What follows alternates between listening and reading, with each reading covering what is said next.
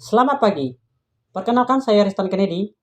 Pada video kali ini kita akan membahas tentang pelajaran ekonomi, yaitu yang berjudul Peran Pemerintah di Bidang Ekonomi.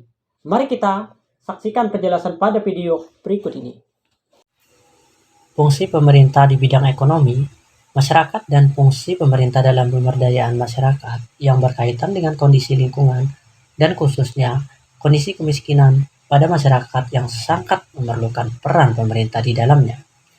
Dan menurut kaum klasik, mengatakan bahwa yang penting bagi pemerintah adalah tidak mengerjakan aktivitas-aktivitas yang telah dikerjakan oleh para individu.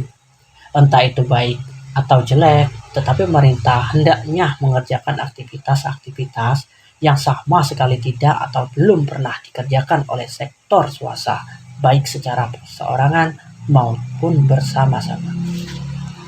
Nah, perilaku ekonomi pemerintah memiliki 3 fungsi, yaitu 1. Fungsi alokasi, 2. Fungsi distribusi, 3. Fungsi stabilisasi. Ada beberapa alasan peran dan fungsi pemerintah dalam perekonomian, antara lain sebagai berikut. A. Mekanisme pasar tidak dapat berfungsi tanpa adanya keberadaan hukum yang telah dibuat pemerintah. Hukum yang memberikan landasan bagi penerapan aturan main, termasuk pemberian hukuman bagi pelaku ekonomi yang telah melanggarnya. B. Pembangunan ekonomi di berbagai negara umumnya terjadi akibat campur tangan pemerintah, baik secara langsung maupun tidak langsung. C. Kegagalan pasar market failure adalah suatu istilah untuk menyebut suatu kegagalan pasar dalam mencapai alokasi atau pembagian sumber daya yang optimum. Nah, selanjutnya B. Sistem ekonomi. Sistem ekonomi adalah sistem yang digunakan oleh suatu negara untuk mengatur dan mengalokasikan sumber daya, layanan dan barang yang dimilikinya kepada individu maupun kepada organisasi di negara tersebut. Sistem ekonomi merupakan cara yang dipakai oleh suatu negara untuk menyelesaikan atau menghadapi masalah dalam bidang ekonomi. Di setiap negara mempunyai sistem yang berbeda-beda, tergantung dari situasi dan kondisi yang sedang terjadi pada negaranya. Ada beberapa faktor sistem ekonomi. 1. Fungsi ekonomi. 2. Macam-macam sistem ekonomi. Sistem perekonomian di Indonesia. Ekonomi di Indonesia merupakan yang terbesar di Asia Tenggara dan terbesar ke-16 dunia. Dalam perekonomian Indonesia memiliki perbedaan yang signifikan dengan negara tetangga di Asia, seperti Thailand dan Singapura. Sistem perekonomian yang diterapkan di Indonesia adalah landasan ide sistem perekonomian di Indonesia perekonomian. Ciri-ciri sistem perekonomian Indonesia. Perekonomian sangat penting bagi suatu negara dan tidak hanya negara saja, tetapi bagi rumah tangga yang paling kecil pun, contohnya rumah tangga keluarga. Penerapan sistem perekonomian Indonesia. Penerapan sistem ekonomi di Indonesia diatur secara penuh untuk upaya bersama demi mencapai keuntungan kekeluargaan.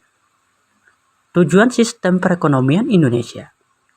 Undang-Undang Dasar 1945 yang bertujuan bagi bangsa adalah untuk kesejahteraan umum dan memajukan dan mencerdaskan kehidupan bangsa, merupakan tujuan dasar untuk pembangunan sistem ekonomi di Indonesia. Karakteristik sistem ekonomi di Indonesia. 1. Produksi cabang yang bersifat strategis dan juga merupakan hajat kehidupan orang banyak dikuasai oleh negara. 2. Sistem ekonomi yang ada di Indonesia menggunakan campuran yang biasa disebut sistem ekonomi Pancasila. 3. Ekonomi merupakan kegiatan bersama, yaitu gotong royong dan mengedepankan hubungan keluarga. 4. Kegiatan yang dilakukan harus ada prinsip yang berlanjut dengan berwawasan lingkungan. 5. Pemerintah menguasai barang-barang produksi strategis yang ada di Indonesia adalah kemakmuran rakyat. 6. Mengawasi kegiatan pemerintah yang dilakukan swasta untuk umum agar terhindar dari kecurangan, contohnya penipuan mafia perdagangan memiliki tujuan supaya terciptanya keadilan di tengah masyarakat.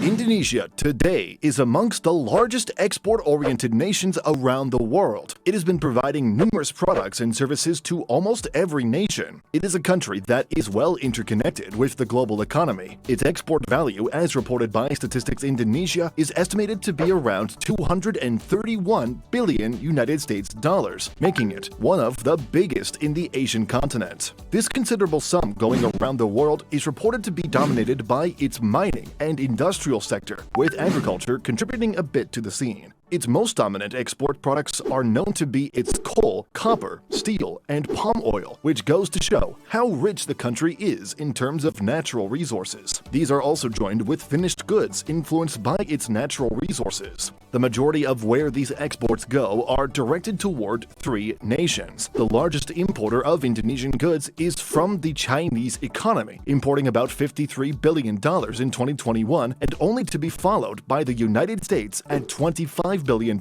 and Japan at $17 billion. The massive import values have brought up numerous opportunities for the Indonesian economy. According to Bank of Indonesia, from 2019 to 2021, Indonesia has even seen its trade balance to grow exponentially from a negative trade balance of approximately $1 billion in 2019 to more than $5 to $7 billion worth of surplus by the first quarter of 2022, suggesting how robust the demand has been for Indonesian goods recently, as this figure simply shows that overseas countries have been buying a lot of goods from the archipelago nation. What drives the entire $231 billion export economy of Indonesia, however, is dominated by a myriad of products, ranging from its basic commodities to finished manufacturing products and even services. What led to the possibility of Indonesia having its own strong export-oriented industries, however, is influenced strongly by its public and private sector. The government's work has been continuously ambitious within its plans, as it sought to enhance the country's capabilities to become more export-oriented.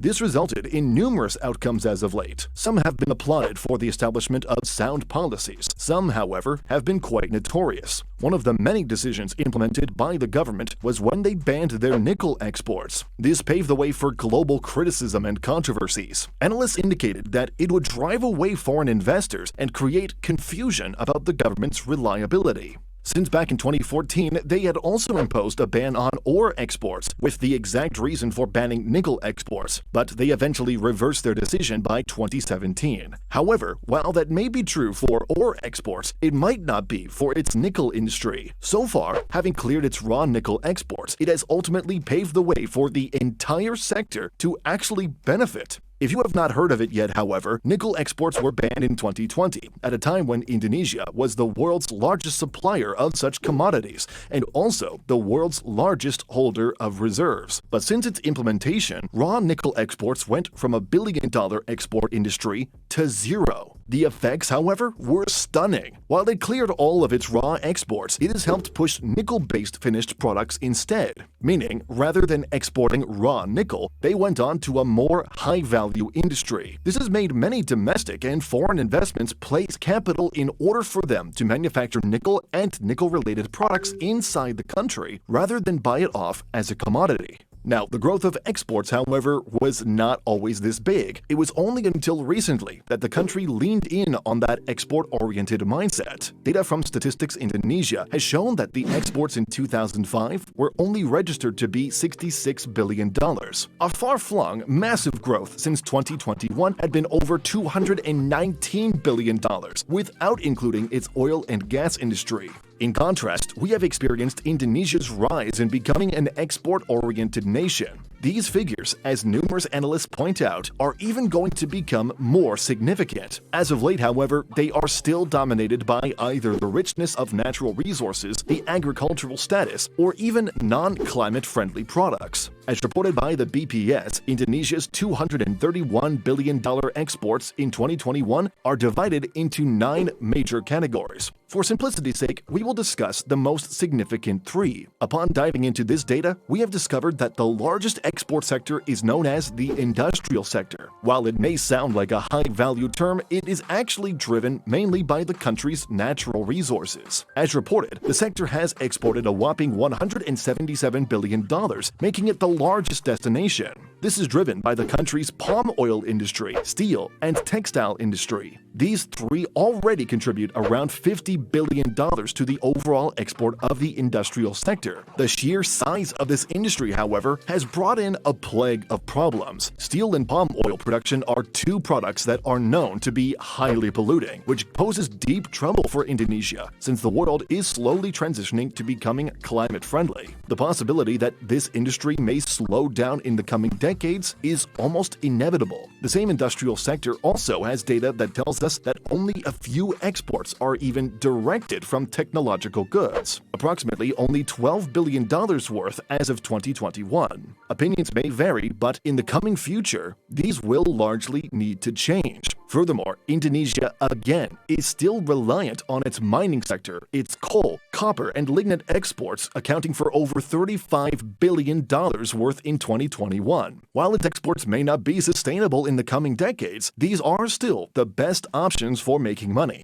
However, we must take note that the country still needs to shift its entire export industries. It may need to follow the likes of the tigers of Asia, where they were able to rise exponentially because of their exposure to high-value export goods. Getting there, on the other hand, is going to be difficult. Just like its ban on nickel exports, it can have a positive or negative outcome depending on how they implement it. But do take note that while Indonesia still is not on par with those of the Asian tigers, its exportation of finished goods has consistently increased over the years. Data has shown that the overall exports of finished goods have seen a rise from $131 billion in 2020 to over $171 billion in 2021. But ultimately, what is going to matter, whether finished or raw, is if it really is going to be good for the entire economy and society. It will be necessary from here on out that the balance of profit and the protection of its environment will play a huge role.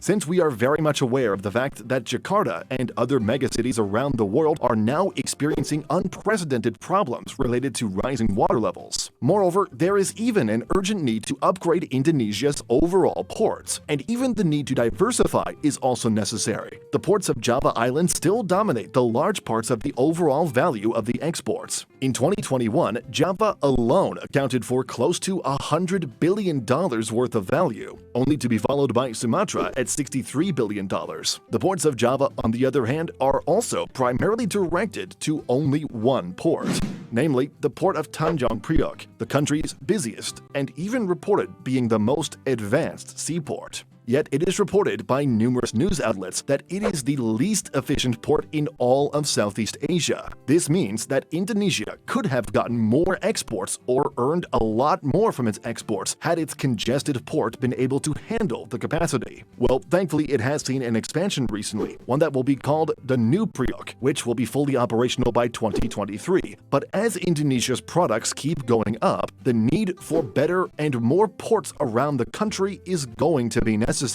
Ultimately, as we have seen, if Indonesia keeps this up, it will obviously become a global phenomenon as an export-oriented nation. But as we noted earlier, the need for it to balance profit and cater to its environment is going to play a crucial role in the coming future. The need to diversify its exports and not just rely on its commodities and natural resources are also important. Establishing itself as an outpost for becoming a manufacturing-driven economy by exporting high-value products will indeed establish the country to become one of the economic superpowers of the world. However, the success of what comes next will be largely dependent on the government's action and might affect all the private corporations that are intertwined within the exporting of goods. Whether it will happen or not, on the other hand, is going to be difficult to say, but so far, if Indonesia's plans that it has laid out are going to be executed properly, then we may indeed see that one day Indonesia will rise up.